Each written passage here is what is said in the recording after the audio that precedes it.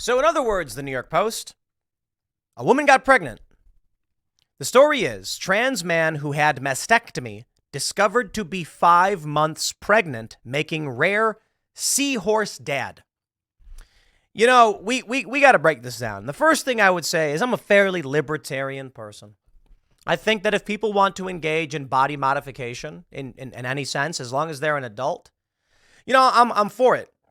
I do think, however, that there is a serious crisis that we are facing when you have affirmation of DSM-5 mental disorders. Ask yourself this question. Anorexia. Someone thinks they are fat when they are in fact thin. Should we affirm that? Should we tell them, okay, well, you're right. You are fat. Stop eating. Well, no, that's horrifying. We try to help these people by giving them food. What about somebody who suffers from pica? P-I-C-A. Maybe you've heard of it. I've talked about it recently. It's a disorder where people try to eat things that are not food. Now, someone could be eating their hair. Do we affirm that? We don't.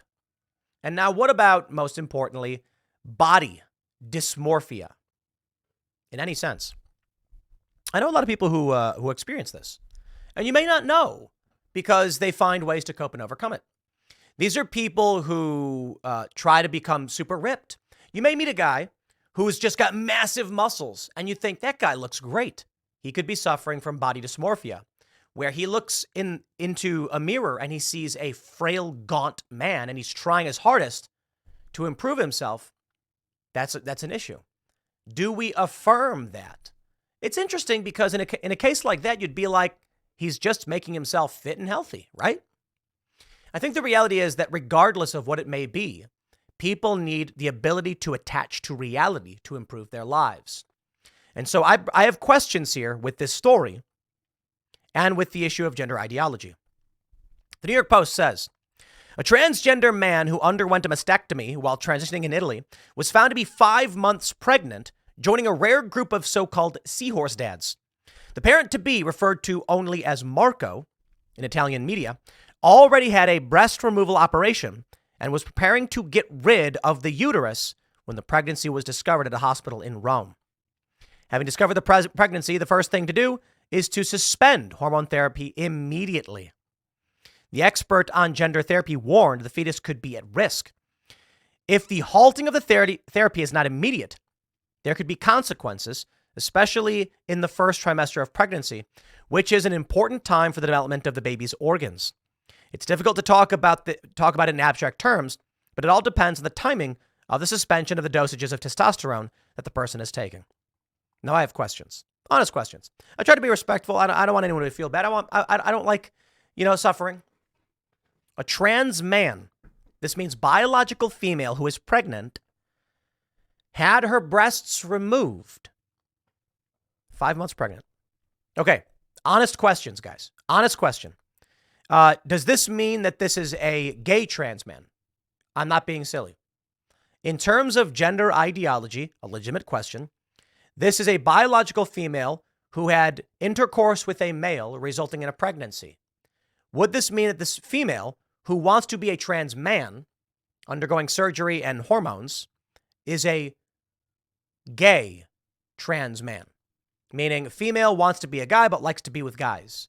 Because they do talk about trans lesbians, biological males attracted to females but want to be female themselves. The reality is, I would say this. So long as this is listed in the DSM-5, I always get the acronym wrong, so I just try to double check. The Diagnostic and Statistical Manual of Mental Disorders, 5th edition. DSM-5 lists gender dysphoria among them. I do not believe that we should be affirming this. I believe that instead of cross-sex hormones, perhaps same-sex hormones are probably appropriate. Now, I'm not a scientist, so I don't know for sure. But I do know that in this instance, I don't see how a female who is about to give birth with no breasts is in a good position. I don't understand why you would remove these healthy breast tissue for no reason. There's a question about body modification, however. If somebody wants to get their finger removed, would we allow that? I think the answer is no.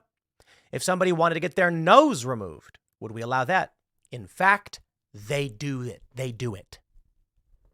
So there are serious moral questions about the limits of body modification and ultimately where this leads to. And I got to be honest, it's not so much about the trans issue. It's well beyond that. It's the transhumanist issue. Now, of course, they're pointing out in the article that cross-sex hormones to a pregnant person, woman, is a bad thing, and so they have to stop. This female will have to give birth under the current laws in Italy, but wants to be a man. I don't care to rehash all of this stuff. It's another story, and you can debate all that stuff. My question is the next level. What happens beyond this? So right now you have an individual who has had her breasts removed. You've had individuals who have had their noses removed. I am not exaggerating. You can Google it if you want. They get their nose removed. Weird. They get their eyes dyed black. They get their ears removed. They get horns implanted. I believe that if we can go in one of two directions. The total libertarian, hey man, live your life, do what you want to do. But there is a slippery slope that will happen. And then there's the, no, we won't allow it. I don't know how you man, there's no easy answer here. If somebody wants to get hair transplant, for instance, will we say no? That's body modification. It's acceptable socially, though, because people have hair. So if somebody wanted to get like a nose job, is that acceptable? We say, okay, sure, it's fine because you still have a nose. You're just getting a nose job, even though I think a lot of plastic surgery looks bad. Then someone says, get rid of it, more, and then there's no nose left. Where's the line? How do you draw that limit? Somebody wants to modify their body. Do we say yes? Okay. Now let's talk about the slippery slope. For those that are more libertarian and have said outright, yes, we will accept this modification. Eventually, you will end up with the slippery slope. A man will be walking down the street with gigantic metal spikes coming from his head. He will have his cheeks removed and hollowed out and replaced with plastic or some kind of attachment so you can see into his mouth. Things like this already exist. When it becomes more and more available, eventually you'll be confronted with what the left does, and they're doing now.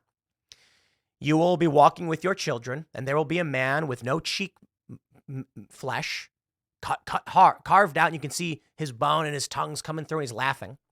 There have been people who have gotten holes put in their lips. They get a piercing here, and then they can stick their tongue through it. And what do you say to your kid? Your kid's going to ask you, what is that? What has this person done to them? Why do they look that way? And then you will introduce them to these concepts and these ideas. The argument being made by the left right now as it pertains to LGBT issues is that they're simply teaching the children that these people exist. Conservatives had said back in 2008, if you allow same-sex marriage, sooner or later schools are going to be teaching it. And they said, well, you're crazy. We're just saying let people live their private lives. And now what are they saying? I'm a teacher and in a gay marriage and I want my husband's photo on my desk and I can't tell kids what that is? That was the point.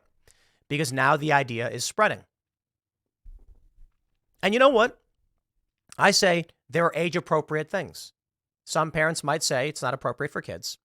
I think it's fine that kids know that gay couples exist. The point with Florida was like, don't explain to them the mechanics of it. So if a kid comes up and says, who's that? The teacher could say, it's my husband. And they would say, but you're a guy. I'd be like, well, yeah. Maybe you should talk to your parents about what that means. And I don't think it's something that I should be teaching you about. It's for your parents. It's really that simple, isn't it? But when it comes to extreme body modification, you will come to the point now where your children will ask, and these things will spread.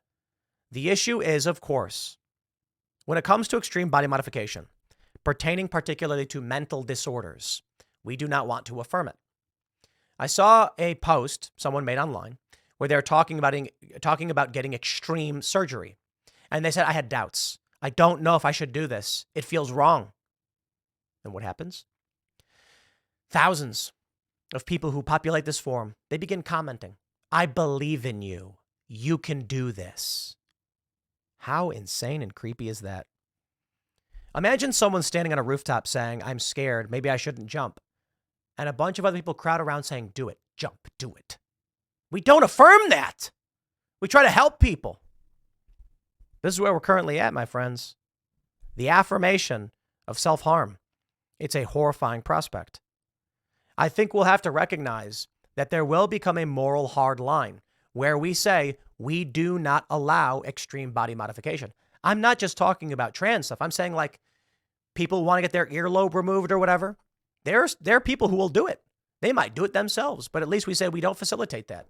We don't allow it because you're hurting yourself. And we need to set limits because slippery slope is real. Well, anyway, heck of a story. I'll leave it there. Next segment's coming up at 1 p.m. on this channel. Thanks for hanging out, and I'll see you all then.